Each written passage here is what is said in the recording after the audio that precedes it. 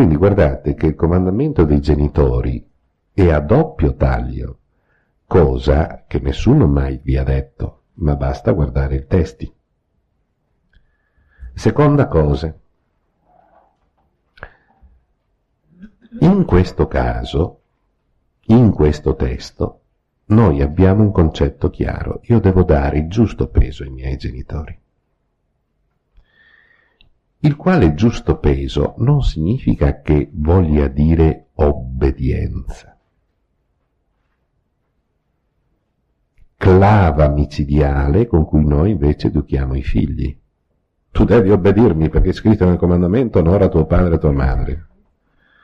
Meno male che i bambini non hanno studiato esegesi, perché potrebbero dirvi: tiè, riconoscere in te un'esperienza di Dio che mi arriva per mezzo di te non significa necessariamente obbedirti, significa onorarti. E io ti posso onorare obbedendoti, ma anche dicendoti di no. Posso onorarti discutendo con te, ascoltandoti, posso onorarti aiutandoti, ma non è detto che ti debba obbedire. Chiara questa idea? È difficile per noi, fra virgolette, vecchi, chiuse le virgolette, accettare che il testo biblico dica questo. E il testo biblico lo dice con chiarezza, perché mentre adesso sta parlando del rapporto con i genitori in forma generale, subito dopo enuncerà delle esemplificazioni per il figlio adulto che ha il genitore vecchio cucco. Non ti metterai mica ad obbedire a una persona così? No, perché in questo caso dare il giusto peso a tuo padre e tua madre è un'altra cosa di quello che tu facevi quando eri bambino. Quando eri bambino l'obbedienza è giusta, è un modo corretto di onorare tuo padre e tua madre. Ma quando cominci a diventare adulto, devi cominciare a capire che tu hai la tua strada e se sbagli paghi. Non puoi mai dire: io ho fatto l'obbedienza, ho sbagliato, è colpa di mio padre. No, caro. Tu hai compiuto i 18 anni, sì, fai le tue scelte, sì, fai giusto, questa è una ricaduta positiva su di te. Hai sbagliato, questa è una ricaduta negativa su di te, non sull'altro. E allora a questo punto, se tu diventi responsabile delle ricadute che hanno le tue scelte, capisci che la parola obbedienza è pericolosa. Allora casomai discuti, approfondisci, ti opponi, crei delle antitesi, tuo padre ti risponderà, arriverai a delle sintesi per conto tuo, e questo è un altro modo di onorare tuo padre. Ma quando ha la demenza senile, che non significa che sia stupido, ma non ricorda più, non sa che giorno siamo, non si ricorda, accende la lavatrice e poi la lascia lì tutto il giorno. Sono cose umane queste. Ti metti ad obbedire ad una persona così? Sì, perché è scritto onora tuo padre e tua madre. No, onorare è un'altra cosa. E allora, capito questo dato, capito cioè che il comandamento prima impegna il genitore ad essere genitore e dopo impegna il figlio ad avere questo atteggiamento di dare il giusto peso verso i genitori, allora noi riusciamo a capire che cosa significa. Cosa significa? Andiamo al foglio 3. Siamo alla linea 81. Figlio, soccorri tuo padre nella vecchiaia. Chiaro? Onorare vuol dire soccorrerlo. Ora, l'esperienza dice che soccorrere un vecchio genitore non è solo dargli dei soldi se ha bisogno, ma se possibile dargli del tempo. Se possibile farlo sentire protagonista per quello che può. Non contristarlo durante la sua vita. Cosa vuol dire non contristarlo? Lo spiega nel versetto successivo. anche se perdesse il senno, ed è il caso della maggioranza di noi, compatiscilo, non disprezzarlo, mentre sei nel pieno vigore. Allora in questo caso capite che onorarlo non è fare grandi cose, è cercare di capirlo. Sta vivendo un momento di sofferenza. Io non posso assolutamente fare il prepotente nei confronti di uno che è fragile. Non posso obbedirgli,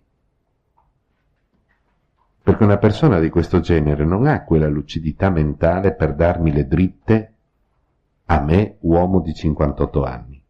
Non le ha. Perché ormai ha fatto la sua vita, si è consumato. Allora diventa per me infantile mettermi nell'atteggiamento di obbedienza pari a quell'atteggiamento di obbedienza che avevo quando ero piccolo.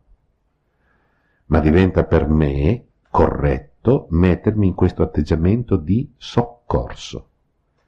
E si soccorre uno in diverse forme, tra le quali anche questo senso di compassione, compatiscilo. Vero che voi conoscete un po' di buddismo? Ditemi di sì e mi fate contento e buonanotte. Castità, povertà e compassione sono i 3 voti che fanno i monaci buddisti. Cos'è questo? È buddismo. Capite che se noi siamo pazienti e leggiamo per bene il testo biblico, i valori che ci sono nel buddismo, e guardate che ci sono dei valori, guarda caso fanno parte del nostro patrimonio e possiamo benissimo dialogare con loro, perché i valori che hanno loro li abbiamo anche noi. Non dobbiamo andare in prestito da loro per avere quei valori, perché ci sono già nella nostra tradizione occidentale.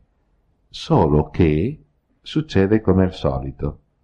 Non conoscendo bene il nostro patrimonio culturale, andiamo in cerca delle nostre cose dall'altra parte. La pazienza.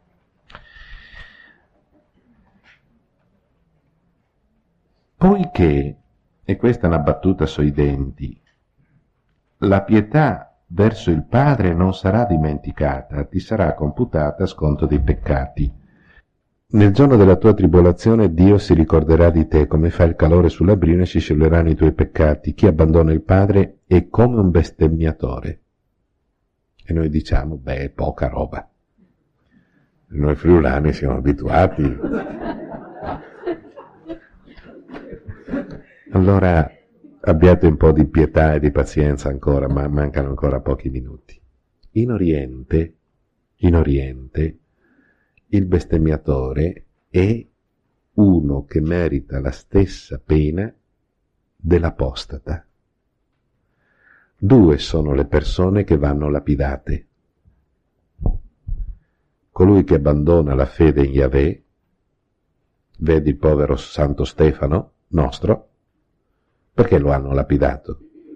Perché non c'era il potere romano, il potere dell'esecuzione capitale era passato al Sinedrio, lui aveva negato la fede ebraica che hanno fatto il loro dovere, perché questo è ciò che la Torah prescrive per coloro che abbandonano la fede e per i bestemmiatori. Vi è chiaro il concetto? Adesso dovreste pensare come mai quella povera donna del capitolo 8 di Giovanni, che ha semplicemente fatto un peccato di passione, deve essere lapidata. È un errore. Sì? O sì? State sempre attenti che il biblista vi pone sulla strada sbagliata. Perché no? Perché quella donna Giovanni la sta rappresentando come la comunità cristiana che tradisce il suo Signore. E chi tradisce Dio Fatto sta che stranamente manca il fringuello con cui peccava. E la Torah dice che quando vengono beccati, e lì è scritto fragante adulterio, bisogna fare cincin crepe a tutti e due. Lui non c'è. Come mai se li hanno beccati in flagrante adulterio lui non c'è? Qui il racconto appunto è stato allegorizzato, dove la donna viene presentata con le caratteristiche della comunità che tradisce il suo Dio. Per questo merita la lapidazione. E Dio stesso dice: da oggi in poi giammai, anche se uno tradisce, non va lapidato. Hai sbagliato? Sì. Qualcuno ti ha condannata? No. Neanch'io, che sono il tuo Dio e quindi, fra virgolette, il tuo sposo, ti condanno. La Chiesa, per capire questo, ci ha messo dei secoli. Perché ha avuto tanta paura di questo testo che non ha copiato l'episodio fino al VI secolo d.C. Chiedetelo a me, che ho dedicato una vita alla critica testuale. Prima del VI secolo non ci sono manoscritti che riportino questo episodio. Stranamente lo conosciamo attraverso le omelie dei padri, i quali tramandavano oralmente questo episodio. È un episodio o? È un episodio che non è stato trovato in flagrante o è un'allegoria? Romolo e Remo sono stati allevati da una lupa, sì o no?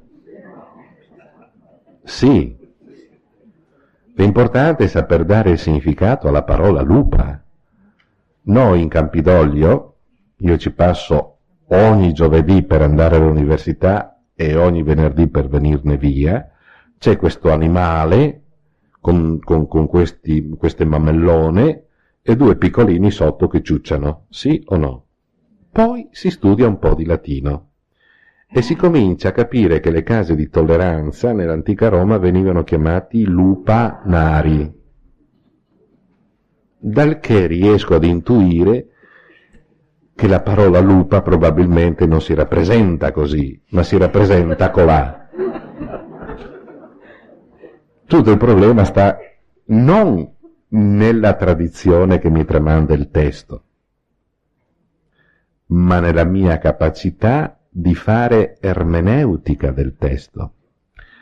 Quindi la domanda è giustissima e la risposta è: il problema non si pone nel testo, ma si pone nel lettore.